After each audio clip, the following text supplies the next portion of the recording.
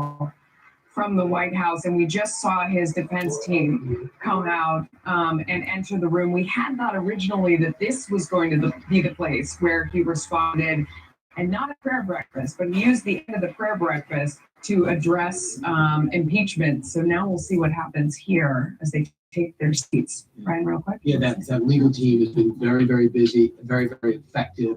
They had to prepare a lot. There's a lot of unscripted situations, and they're not out of the woods yet. There's more challenges coming. The president has a big day today. Later on, he'll meet at the White House with the Kenyan leader, who's been talking today about rejecting the U.S.-China tussle and what that is, how that's playing across the world. But you know, he will bring that leader into the White House, and that would be a very well-watched meeting as well. And there was the song that we always listen for. Hail to the Chief plays when he comes in, and we can see him now coming down the hall. States. So as you mentioned, Melissa, earlier today we heard the president's first comments on impeachment. No doubt it was Absolutely. All right, let's listen.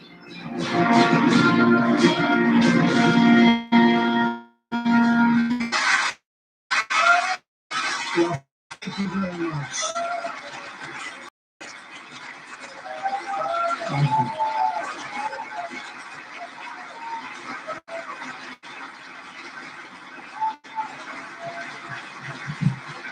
Thank you.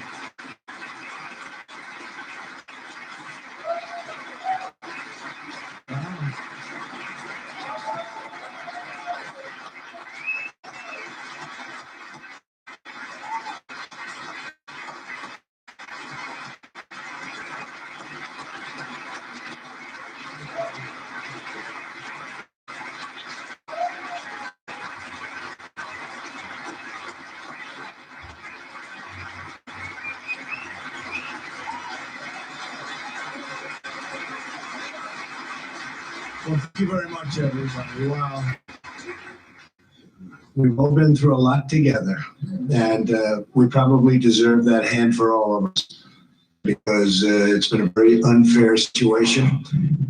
I invited some of our very good friends, and we have limited room, but everybody, we kept it down to a minimum. And believe it or not, this is a minimum, but a tremendous thing was done over the last number of months. But really, if you go back to it, over the last number of years, we had the witch hunt. It started from the day we came down the elevator, myself and our future First Lady, who's with us right now.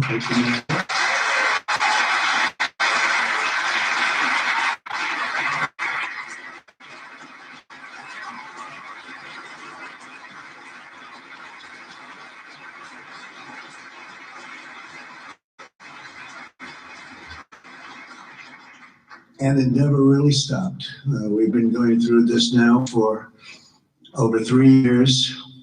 It was evil, it was corrupt, it was dirty cops, it was leakers and liars. And this should never, ever happen to another president, ever. I don't know that other presidents would have been able to take it. Some people said no, they wouldn't have. But I can tell you, at a minimum, focus on this, because it can get away very quickly. No matter who you have with you, it can get away very quickly. It is a disgrace.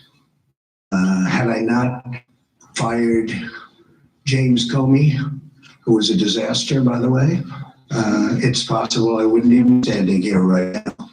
We caught him in the act. Dirty cops, bad people. If this happened to President Obama, a lot of people would have been in jail for a long time already, many, many years. I want to start by thanking some of, and I call them friends, because, you know, you develop friendships and relationships when you're in battle and war, much more so than, gee, let's have a normal situation. With all that we've gone through, we've done, I think, more than any president and administration. And really, I say, for the most part, Republican congressmen, congresswomen, and Republican senators, we've done more than any administration in the first few years. You look at all of the things we've done. I watched this morning as they tried to take credit for the stock market from think of that. Let me tell you, if we didn't win, the stock market would have crashed. And the market was going up a lot before the election because it was looking like we had a good chance to win. And then went up tremendously from the time we won the election till the time we took office, which was November 8th to January 20th. And that's our credit. That's all our credit. And leading up to that point was our credit because there was hope.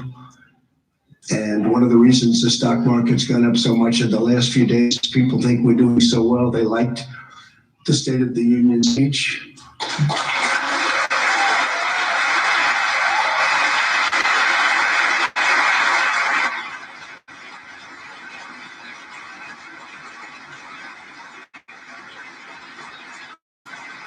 It really is. It's a true honor to give it. And like the State of the Union speech, I was with some people that have been around. They've been all over the world. And one of them said, highly sophisticated person said, you know, no matter where you go in the world, it doesn't make any difference. There is nothing like what I witnessed tonight. The beauty, the majesty of the chamber, the power of the United States, the power of the people in this room. Really an amazing. I don't think there's anything like that anywhere in the world. You can go to any other country, you can go to any other location, any other place. It's the beauty of everything, what it represents and how it represents our country.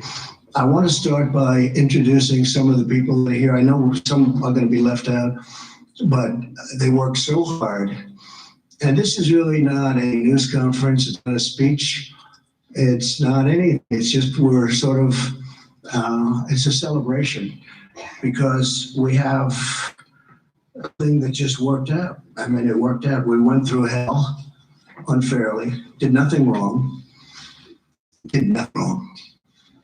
I've done things wrong in my life, I will admit. Not purposely, but I've done things wrong.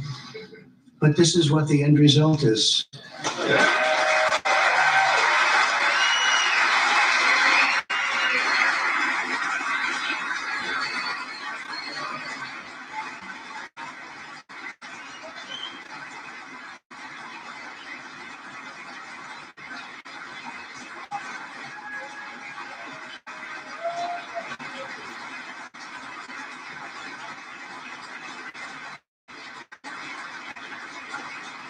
So,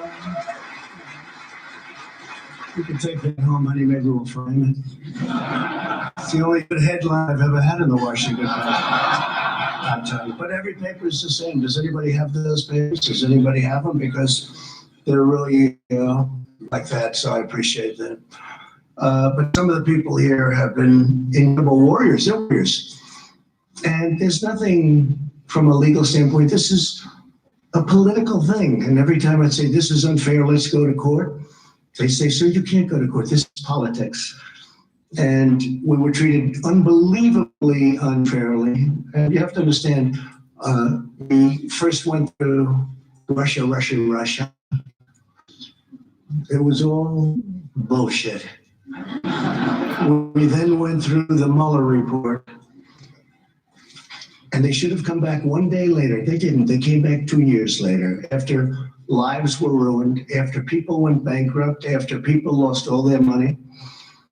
People to Washington to help other people. Bright-eyed and bushy-tailed, they say. They came, 1 or 2 or 3 people in particular, but many people. We had a rough campaign. It was nasty. It was one of the nastiest, they say. Andrew Jackson was always the nastiest campaign. They actually said we topped it. It was a nasty both in the primaries and in the election. But you see, we thought after the election it would stop, but it didn't stop. It just started. And tremendous corruption.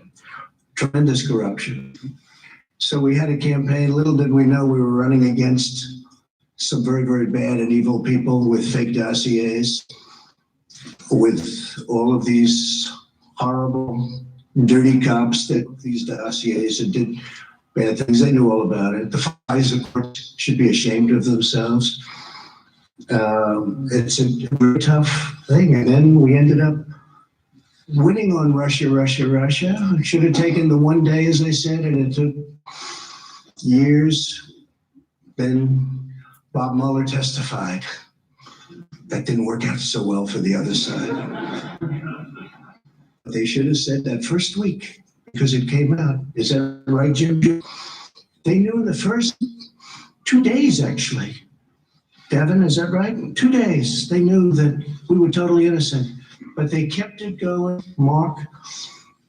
They kept it going forever because they wanted to inflict political pain on somebody that had just won an election. To a lot of people were surprised. I mean, we had polls that said we were going to win. We had Los Angeles Times. And a few papers actually said we were going to win, but it was going to be close.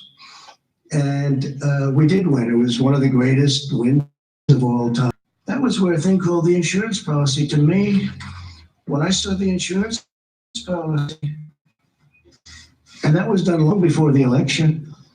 That was done when they thought that Hillary Clinton was going to win. And by the way, Hillary Clinton and the DA paid for millions of dollars the fake dossier. And now Christopher Steele admits that it's a fake because he got sued by rich people. I should have sued him too, but when you're president, people don't like suing. I want to thank my legal team, by the way, not for that advice, for others. Pat, Jay, Pat, you guys stand up, please. Great job.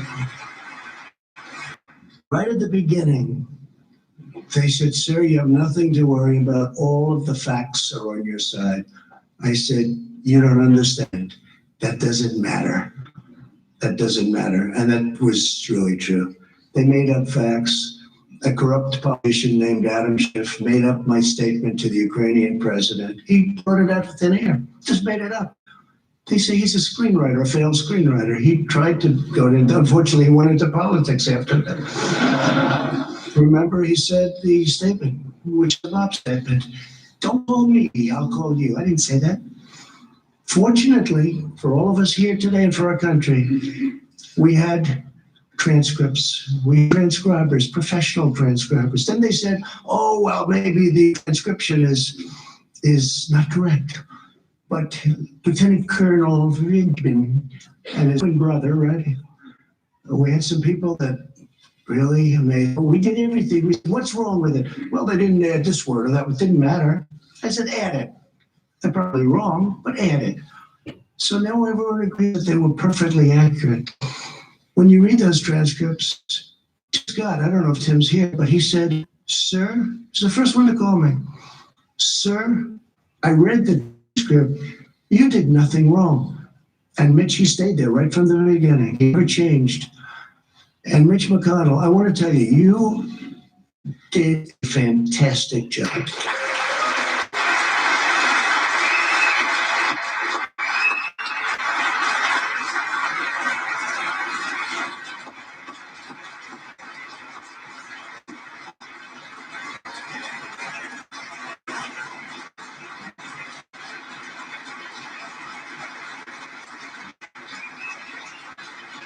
Somebody said, you know, Mitch is quiet. And I said, he's not quiet. He's not quiet. He doesn't want people to know him. And they said, is Mitch smart? I said, well, let's put it this way. For many, many years, a lot of people have been trying to take his place. To the best of my knowledge, I've never even heard the subject come up because this guy is great, and I appreciate it, Mitch. And he's also given us 191 now. 191 federal judges, 2 Supreme Court judges, right? Up to 191. Great guy.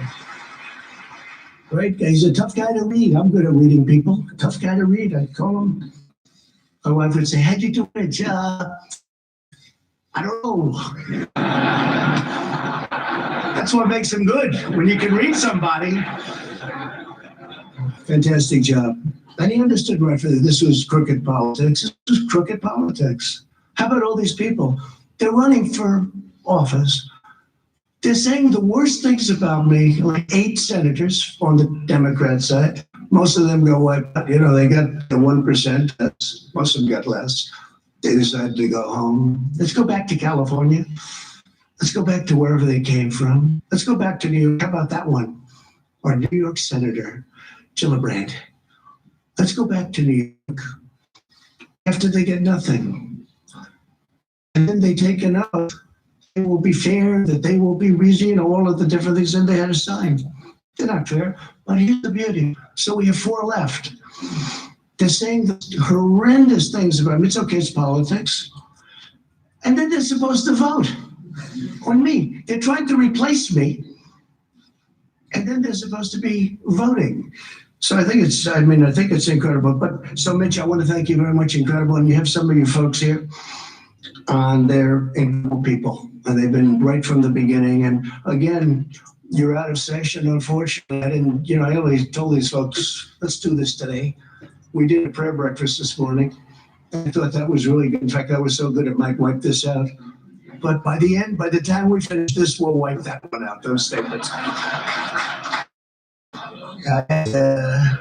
had Nancy Pelosi sitting 4 seats away, and I'm saying things that a lot of people wouldn't have said, but I meant every word.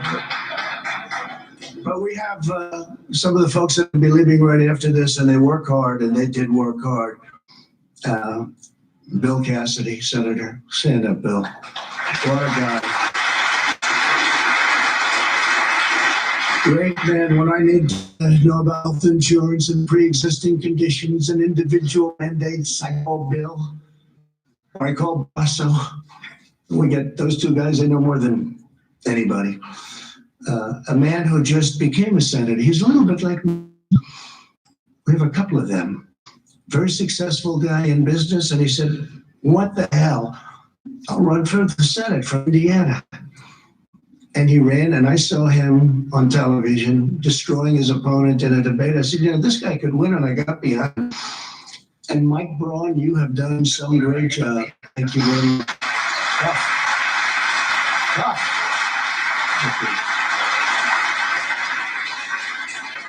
A man who got James Comey to choke, and he's just talking in his regular voice.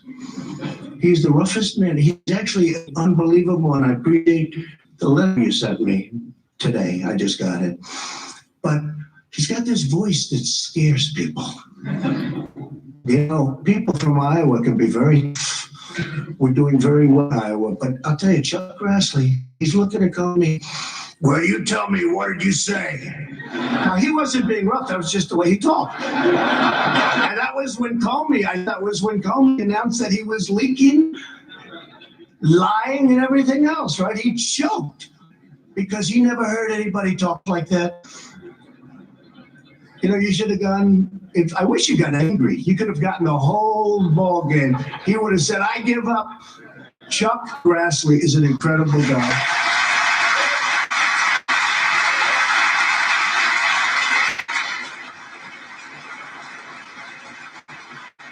And a man who, he was running against a tough, smart campaigner. We learned how good she was, right? She was a great campaigner. In fact, by the end of the campaign, I thought she was more for me than you, Josh. I was worried. I saw her hands. She was saying the greatest things about me. And you know who I'm talking about?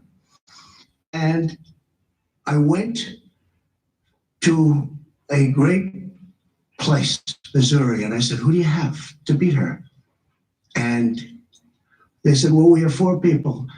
I said, let me see, am I going to interview? Can you imagine? I'm interviewing people for the United States Senate. This is what I do. Where have I gone? But I love it. I love it because we're getting great people. The first one I met was Josh Hawley. In 10 minutes, I said to the people, don't show me anybody else. This is the guy. He was the Attorney General, did a phenomenal job in the state, highly respected. And Claire McCaskill. So the thing was, you couldn't beat her. Great campaign. I remember the last campaign, she was always going to be taken out, and she wins. And people say, how did that happen? Didn't happen with him. But she got so friendly toward me. In fact, one of the ads I still have, I'm putting it in the archives as one of the best ads I've ever made. And she tried to convince people that we were best friends. But Josh ended up winning by 5 or 6 points. You were unbelievable. You were tough.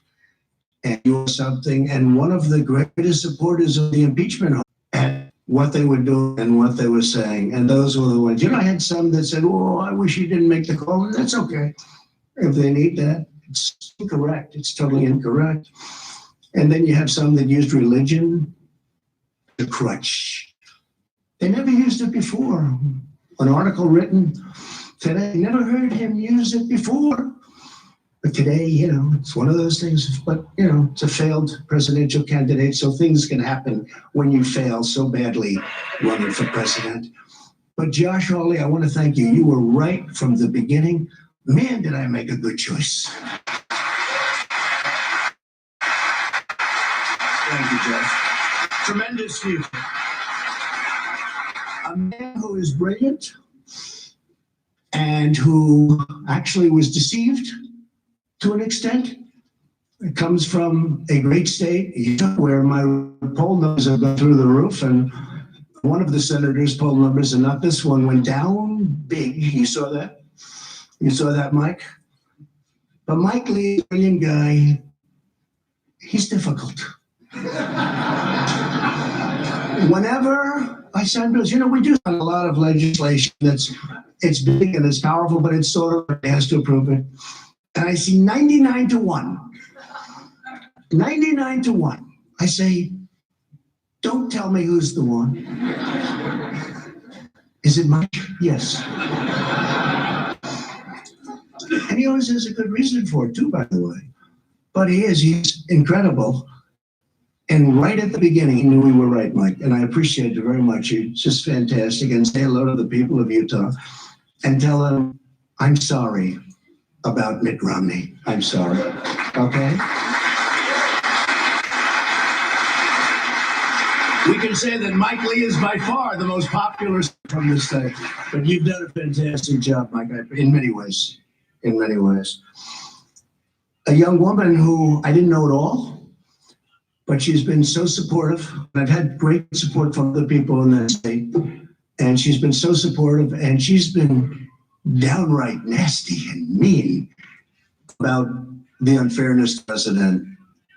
And Kelly Law, I appreciate very much. Thank you.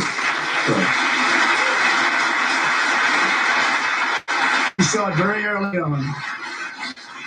We have, I don't know if we have other senators here, but we got a hell of a lot of congressmen. I'll go over them quickly, but they have also been, it helped when we won 197 to nothing. That's got to be a first, Kevin. Is that like a first? The Republicans have this itch. See, I say Democrats are lousy politicians because they have lousy policy. Open borders, sanctuary cities, they have horrible policy. Who the hell can win? Oh, the new policy is raise taxes.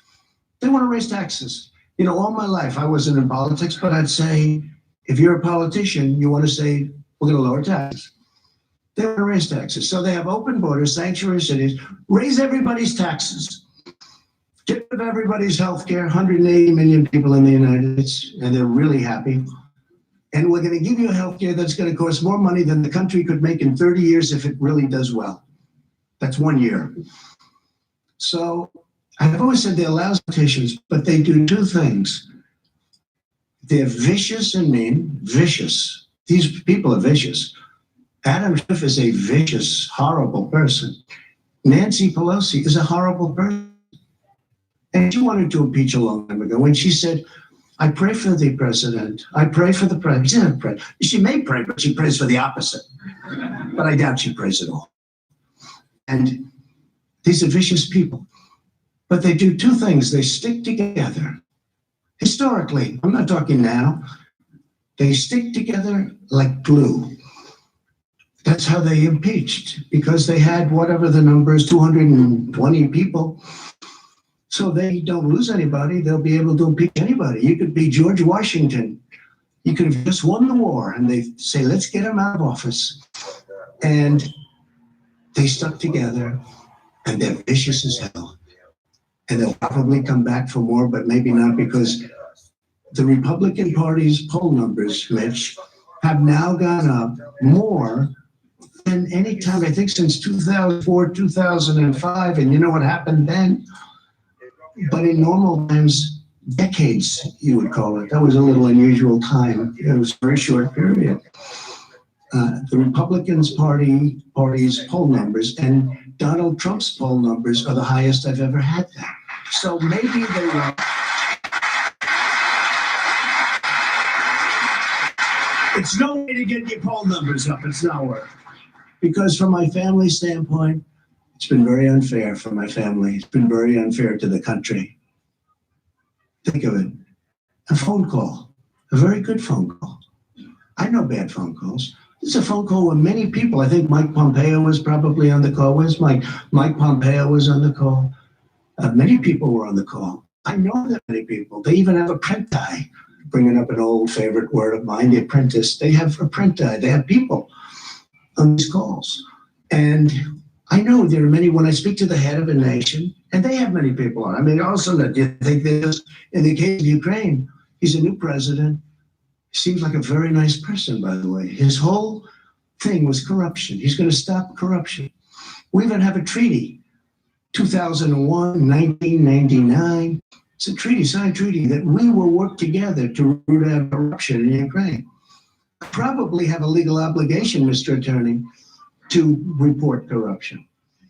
But they don't think it's corrupt when a son that made no money, that got thrown out of the military, that had no money at all, is working for $3 million up front, $83,000 a month, and that's only Ukraine. Then goes to takes up $1.5 billion. Then goes to Romania, I hear, and many other countries. They think that's okay. Because if it is Ivanka in the audience? Is Ivanka? Boy, my kids could make a fortune. Like they could make a fortune. It's corrupt. But it's not even that. It's just general corruption. And the other thing is mentioned in the call, and something that I've told Mike Pence, our great vice president, I would tell him all the time. And I told him when he went on the trip, because he was over there. He never mentioned anything about this when you had your meeting. It's a terrible thing. But I told Mike, I said, Mike, we're giving them money. And, you know, you're always torn about that because we have our country to build. We have our cities to build, our roads fixed. But we're giving them money. Tell me, why isn't Germany paying money? Why isn't France? Why isn't United Kingdom paying money? Why aren't they paying money? Why are we paying the money? Is that a correct statement, Mike? I say, find out what the hell is going on. And I told that to all of my people, OMB. I said, I asked that question. How much is Germany paying? Why isn't Germany paying? Why is the United States always the sucker? Because we're a bunch of suckers. But that's turning around fast. But it makes matter when stuff like this happens. Because you want to focus. And you want to focus perfectly. Think what we could have done if the same energy was put into infrastructure, prescription drug prices. Think of what we could have done. And I'm now talking both sides. Think of what we could have done. We had the same genius. It's genius. I will say it's genius on the other side. Maybe even more so. Because they took nothing and brought me to a final vote of impeachment. That's a very ugly word to me. It's a very dark word, very ugly. They took nothing. They took a phone call that was a totally appropriate call. I call it a perfect call because it was. And they brought me to the final stages of impeachment. But now we have that gorgeous word. I never thought a word would sound so good. It's called total acquittal. Total acquittal.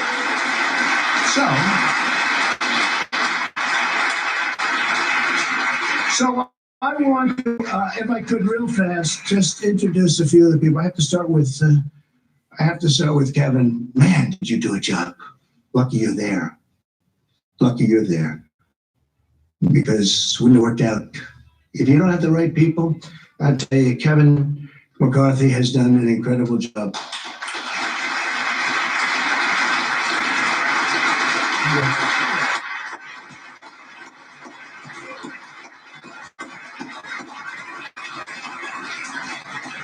And he loves his job, and he loves his country.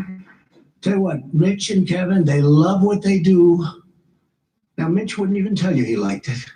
Say, Mitch, do you like it? I don't know. He's the greatest poker player, right? Kevin will say, I love it, right? And I will say that you're going to be Speaker of the House because of this impeachment hoax. I really believe it. And I'm going to work hard on it. I'm going to try and get out to those Trump areas that we won by a lot. And, you know, in 18, we didn't win. We just won 2 seats in North Carolina, 2 wonderful seats in North Carolina that were not supposed to be won. But I went and I made speeches and had rallies, and we did a great job, and we won. We took 2 seats. Nobody writes about that. If we lost them, it would have been the biggest story of the year. But we're going to go. We're going to do a job, and we're going to win a lot of seats. We're going to win a lot of seats. People are very angry that I know him much of my life. He's fought me in New York for 25 years. I always beat him. And I beat him another time, and I'll probably have to beat him again, because if they find that I happen to walk across and maybe go against the light or something, let's impeach him. So I'll probably have to do it again, because these people have gone stone cold crazy. But I've beaten them all my life, and I'll beat them again if I have to. But what they're doing is very unfair. Very unfair. So Kevin McCarthy has been great.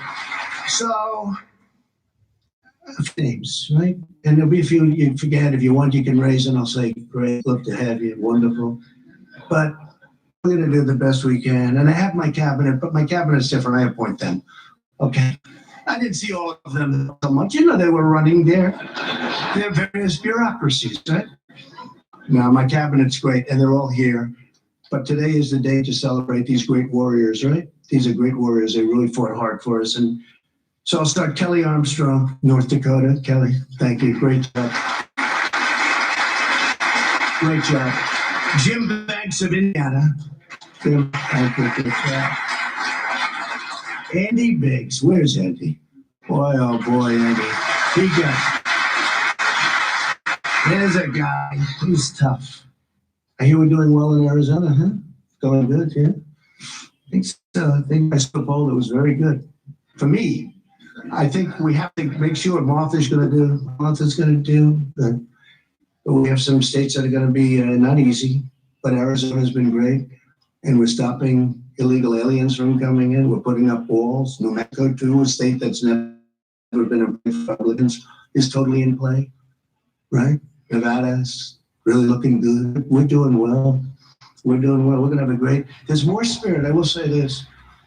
There's more spirit now for the Republican Party by far than the Democrats. You know, Mike Pence just got back from a beautiful place that Chuck Grassley knows well, Iowa.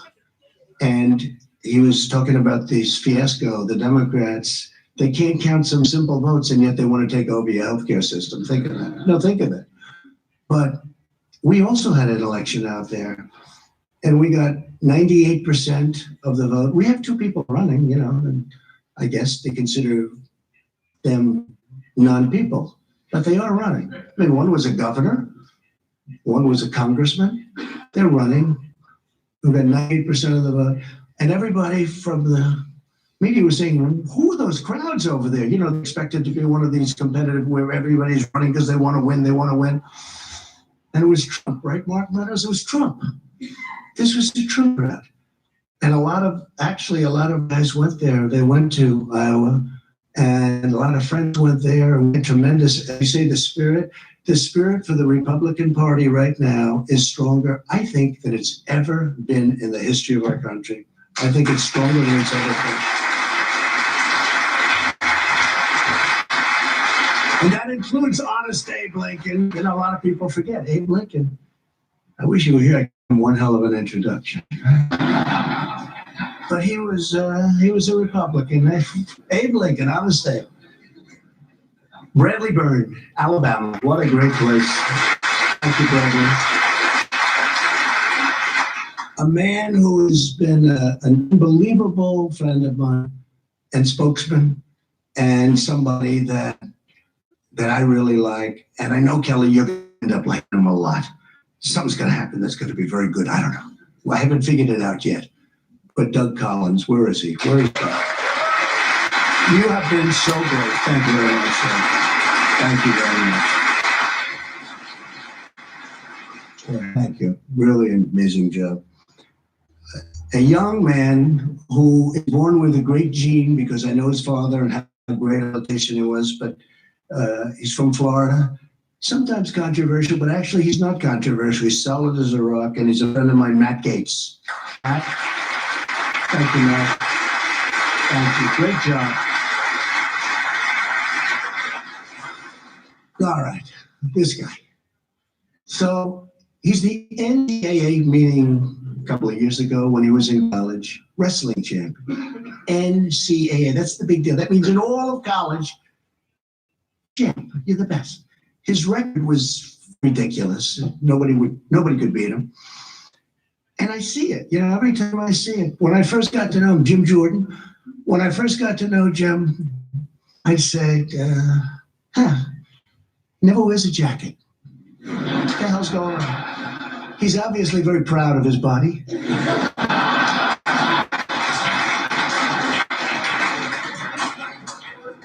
And they say where he works out, with the congressmen, senators, they say when Jim works out, even though he's not as young as he was, but he works out, the machine starts burning down. It's just a different form of a workout than us, right, Sonny? And there he is. Look at that guy. But one day I'm looking, and he looks tough. And I'm looking at those ears. And I say, those ears have something going on there. I said, did you ever wrestle? Yeah, I did. But he doesn't talk. But I checked. This guy was a champion, top wrestler. And when I had I had all of the teams. And by the way, your Super Bowl champions are coming, I think next week or soon, very soon. And every one of them want to be here. And the crowd is just the coaches great, Andy Reid, and every one of them want to be here. We have people love it, but we had all of the NCAA championship teams here. They had the golf, the basketball, they had every team here. And one of the teams was wrestling. The wrestling team was at Penn State. And Penn State won the title. They have a great team. And I walked up with Jim, and it's like I didn't exist. Those wrestlers, they grabbed him. They love Jim Jordan, and we love you too, because you are some warrior.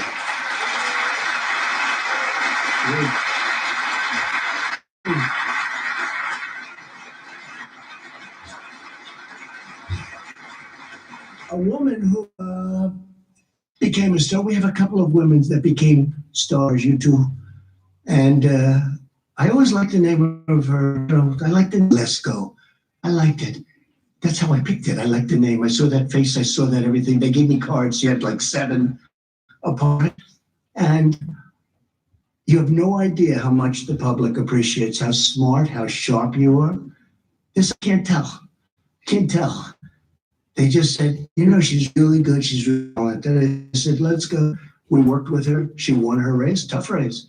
It's no longer tough because what she does out there is incredible. Arizona loves her.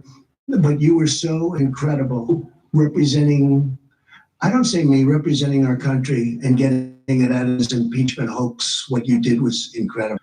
So Debbie, please stand up. Debbie Lesko.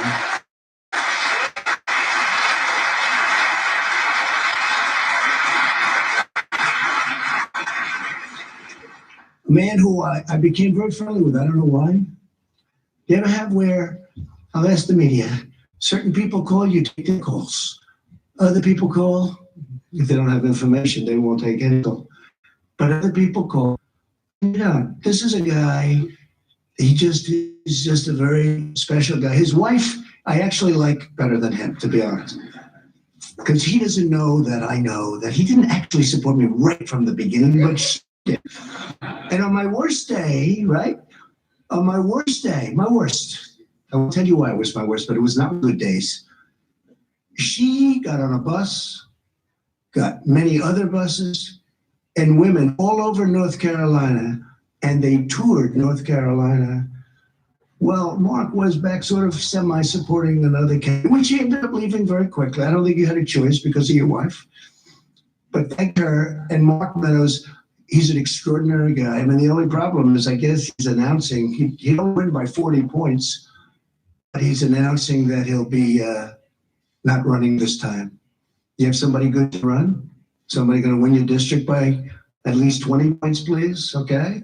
But he's a tremendously talented man, not just as a politician, as a human being, he's incredible. And during these horrible times, I mean, the way he worked, and Jim and all of you guys, the way they worked was so, it was like their life was at stake. So many. Ron DeSantis is another one. He worked so hard. Then he called me, he said, sir, I'd like to run for governor. He said, governor? I don't want you to run. I like you staying. I don't want to run for governor. And I said, well, if you have to, I'd like your support. I said, how can I support you? You're 3. He was at 3, he had no money. Somebody else was at 38 and at 22 million cash. I said, look, if it's important, I'll do it, because he's been another great warrior. And he's, by the way, he ran, his numbers went through the roof. The man who we beat, who was expected to win easily, called me after the race. He said, you endorsed him, and it was like a nuclear bomb went off. There was nothing I could do. He never even spent his money. He saved it.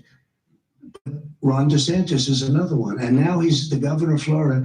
And by the way, he's a great governor. He's a very popular governor. His numbers are in the 70s, and he's done a great job. But Mark, I want to thank you very much. Fantastic job. Thank you very much. Mark. And Mike Johnson of Louisiana. Where's Mike? Central Casting, what a job. You can represent me anytime. You can represent me anytime. Thank you. Nobody's ever heard of the other side. He's the other side's worst nightmare. This guy goes down into dungeons and basements. He'll find a document no matter what. He's the most legitimate human being. He's the hardest worker. He's unbelievable. He tremendous abuse. I mean, abused the media, and you know, the other side, and bad ones, the leakers, the liars, the dirty cops. They wanted to destroy him. They tried. They got close, but he wouldn't let it happen. And honestly, in a certain way, he was the first one. When you say Jim and Mark and everything, this was the first guy. He came out of nowhere. He's saying these people are corrupt. He's saying it, and he was unbelievable. Devin Nunes, he was unbelievable.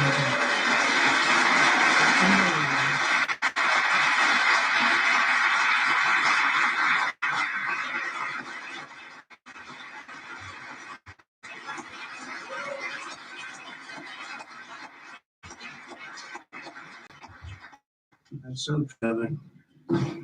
He'd come in and say, I didn't even know. There were like this congressman who kept going into a basement, into files. He knew something was wrong. You felt it, right? And now we know a lot more than we knew then, right?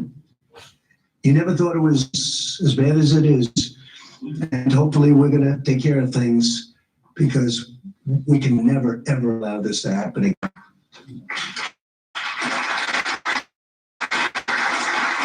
Scott Perry of Pennsylvania. Scott, thank you. Thank you, Scott. Really great. And you're doing very well there, by the way. Just so your numbers. A man who is central casting. If I'm going to pick Perry Mason, I'm going to do a remake of Perry Mason. Other than Bill Barr, I picked this guy, but I have to say I picked Barr. I picked Barr first, right? John Ratcliffe, right?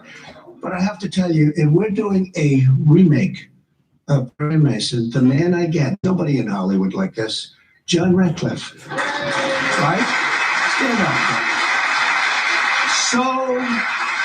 Such a great lawyer. Incredible guy, incredible talent, but just a great lawyer that we appreciate it. He gets on that screen and everyone says, I agree. The other side folds up so fast. we'll probably be using a lot of you in the next year. But you have been fantastic, John. We appreciate it. Thank you very much. A man who's braver than me and braver than all of us in this room, he got whacked.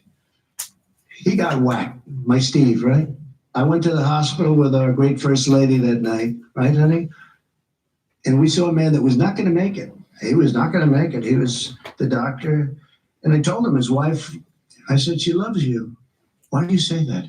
Because she was devastated. A lot of wives wouldn't give a damn. A lot of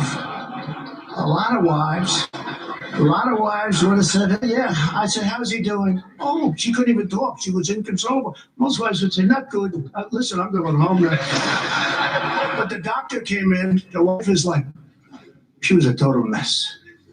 She was really devastated. And it really looked like he had a 25% chance. I think he set a record for blood loss.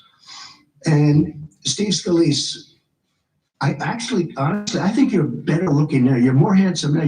You weren't that good looking. You look good now. He looks better now. Can you believe it? I don't know what the hell that is.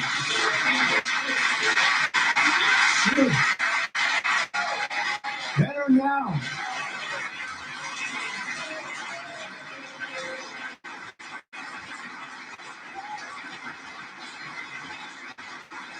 What a time.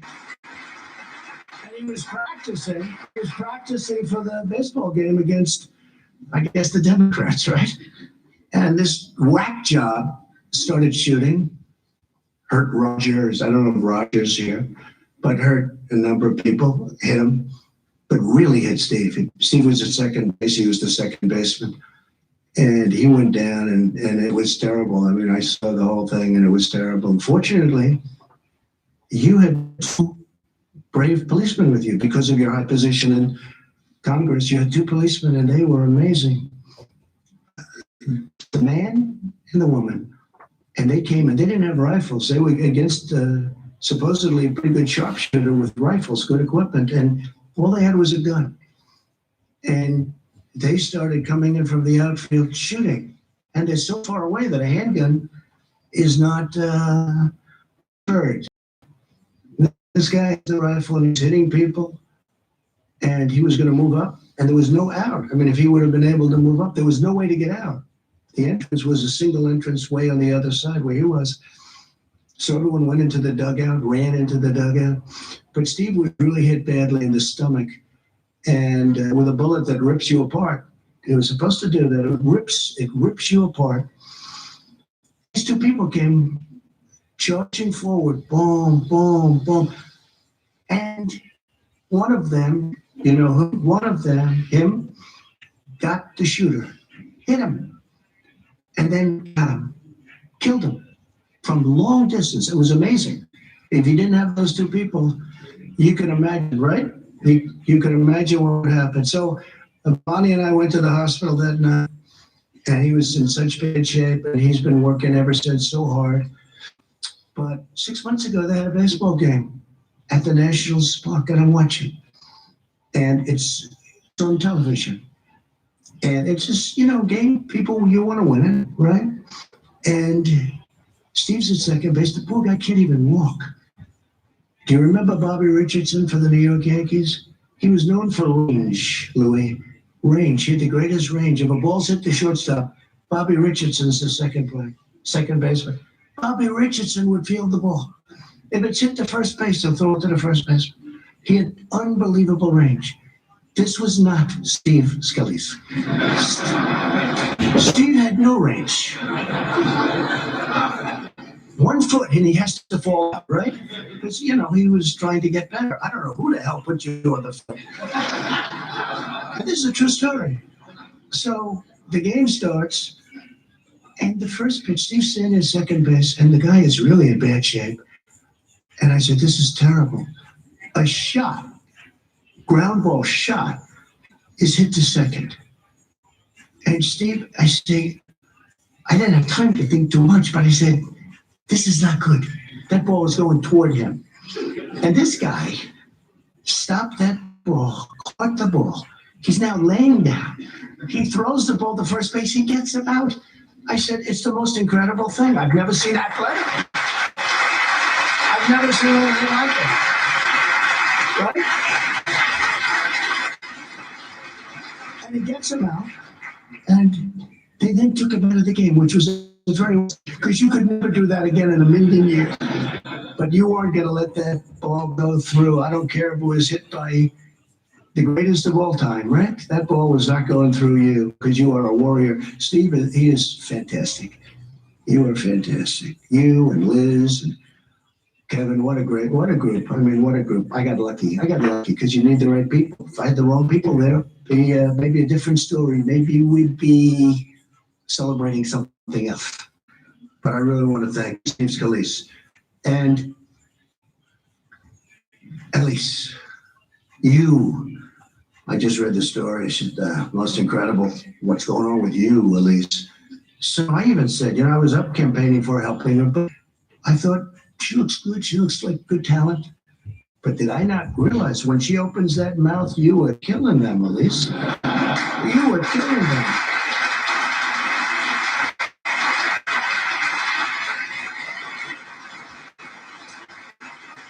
Elise, and there's a big story in the New York Post. I love the New York Post because they treat me well. There aren't too many of you that do, but today you're treating me well. I even had a great headline. New York Times, Washington Post. I had all these great headlines. Maybe we should just end it right there. But you had the greatest story yesterday in the Post. The people from all over the country are contributing to her campaign. They were so enthralled with the way you handled yourself, what you said, the way you said it. And I'll always be your friend. I think it's really an amazing story. What a great future you have. What a great future. Thank you. First Lady agrees, by the way. First Lady agrees. And Michael Turner, you can represent me anytime. Where's Michael? Where is he? Well, you can represent me. How good were you? There's another Perry Mason type, I think, right? What do you think, John? But Michael, you were fantastic, and we appreciate it. Brad Winstrup. Where's Brad? Brad. Right. It's a big day for it's only the lawyers stay. All the lawyers stay behind. Lee Zeldin, how good are you? How good are you? Yeah.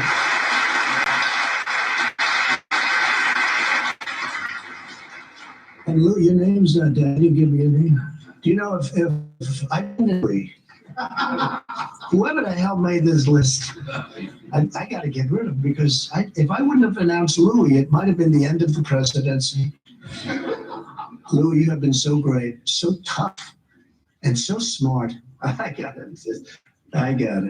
But Louis has been amazing. He's a tough guy. He's a smart guy. He's streetwise like crazy. We love Texas.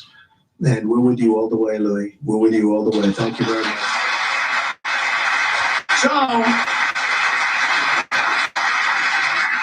So that story, we have a great group of warriors, and there are others left, and I guess probably, I'm sure I didn't mention a few, and I apologize if that's the case.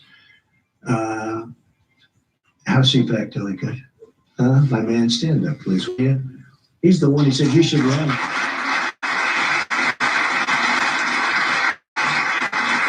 Right?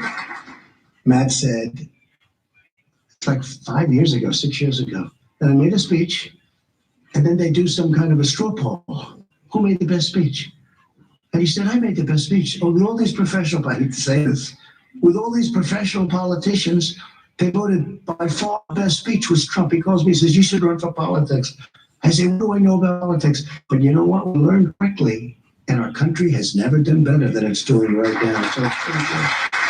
But thank you, Matt. Great. Say hello. So that's the story. We've been treated very unfairly. Fortunately, we have great men and women that came to our defense. If we didn't, this would have been a horrific incident for our country. When you have Lisa and Peter, the lovers, the FBI lovers, I want to believe the path you threw out. Deputy Director Andrew McCabe, that's the office. There's no way he gets elected, meaning me. There's no way he gets elected. This is Peter Talessia. He's probably trying to impress her for obvious reasons. There's no way he gets elected. But I'm afraid we can't take the risk. Now think of this. In other words, if I get elected, two lowlifes, they can't take the risk. They can't take the risk. Think of it. And that's where it came up, the greatest word of all, insurance policy. So he says, but I'm afraid we can't take the risk. She may lose. It's like an insurance policy. In the unlikely event you die before you're 40, in other words, if I won, they were going to do exactly what they did to us. They were going to try and overthrow the government of the United States, a duly elected president. And if I didn't fire James Comey, we would have never found this stuff. Because when I fired that sleazebag, all hell broke out. They were ratting on each other. They were running for the hills. Let's see what happens. Let's see what happens. It's in the hands of some very talented people. We're going to have to see what happens. But I can tell you, in my opinion, these are the crookedest, most dishonest, dirtiest people I've ever seen. They said, this is struck. God, Hillary should win 100 million to 1. This is about me. This is an agent from the FBI.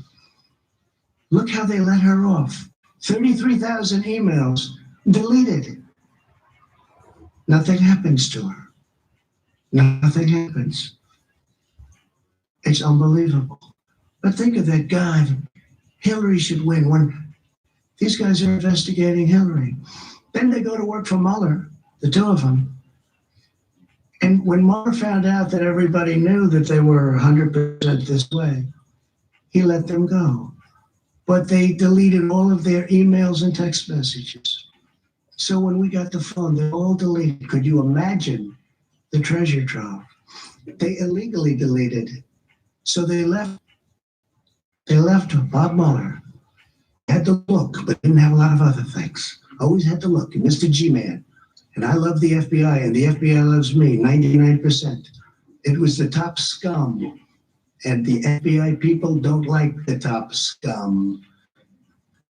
So think of that, 100 million to 1, and he's investigating me.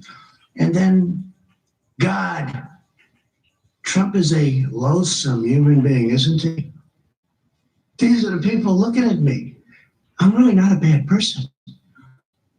And Page said, yes, he's awful. How would you like to have that? This is the good stuff. This stuff 100 times worse than that. The old dirty people. And now I just heard that they're suing the United States of America because they were interfered with. Not gonna let it happen. It's not gonna happen. We cannot let it happen to our country. So I'm gonna leave now. And I don't know if any of you have anything to say. You could say it, but this is sort of a day of celebration because we went through hell.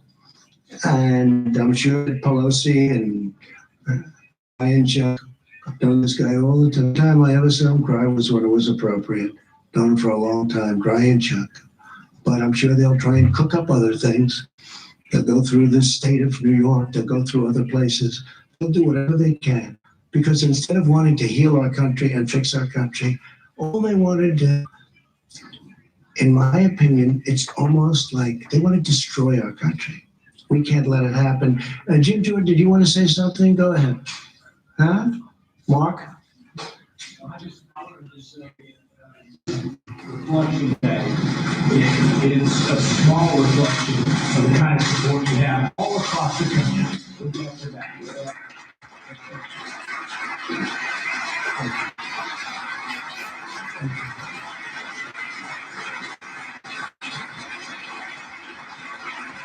This was a highly partisan situation. Pelosi said, I copied it down exactly.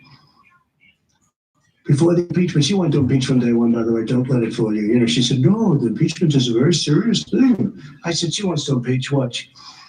Impeachment is so divisive to the country that unless there's something so compelling and so overwhelming and bipartisan, it was 197 to nothing. Then one failed presidential candidate, and I call that half a vote because he actually voted for us on the other one. But we had one failed presidential candidate. That's the only half a vote we lost. So we had almost 53 to nothing. We had 197 to nothing. And the only one that voted against was a guy that can't stand the fact that he ran one of the worst campaigns in the history of the presidency. But she said, there's something so compelling, has to be so compelling and so overwhelming and bipartisan. I don't think we should go down that path because it divides the country. She's right about that. And it's just not worth it. That was Nancy Pelosi a year ago, right? And I think it's a shame. I think it's a shame. But as I said, if we can put this genius to work on roads and highways and bridges and all of the things we can do, prescription drugs. You know, we had Secretary Azar's here, and I want to thank him for this, but we had the first time in 51 years where drug prices actually came down last year. First time in 50 years. But what we can do working with both parties in Congress would be unbelievable. It'd be unbelievable what we can do. And I know Chuck Grassley is working very hard on it, and Mitch is working very hard on it. But what we can do is incredible. What we can do just general. We've done so much without it. We've rebuilt our military. We've cut regulations at a level that nobody thought possible. We'll always protect our Second Amendment. We all know that. But I just want to tell you that it's an honor to be with you all. I want to apologize to my family for having them have to go through a phony, rotten deal by some very evil and sick people. And Ivanka's here, and my sons and my whole family. And that includes Barron. That includes Barron, who's up there as a boy. Stand up, honey. Ivanka, thank you, honey. Come.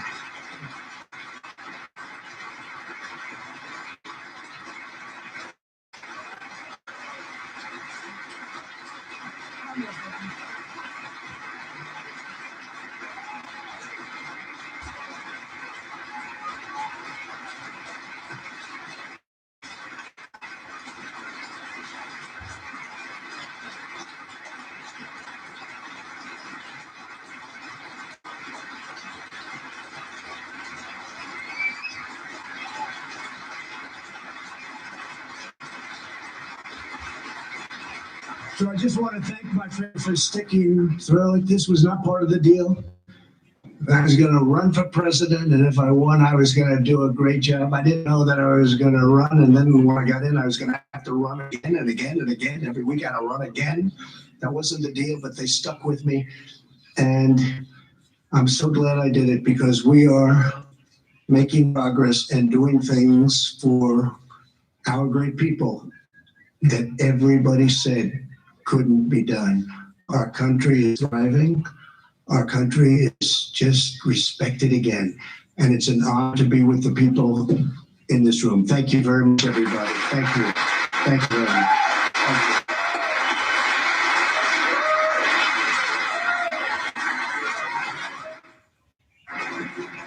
For the better part of 45, 50 minutes, the president taking his victory lap after the acquittal and the Senate impeachment trial.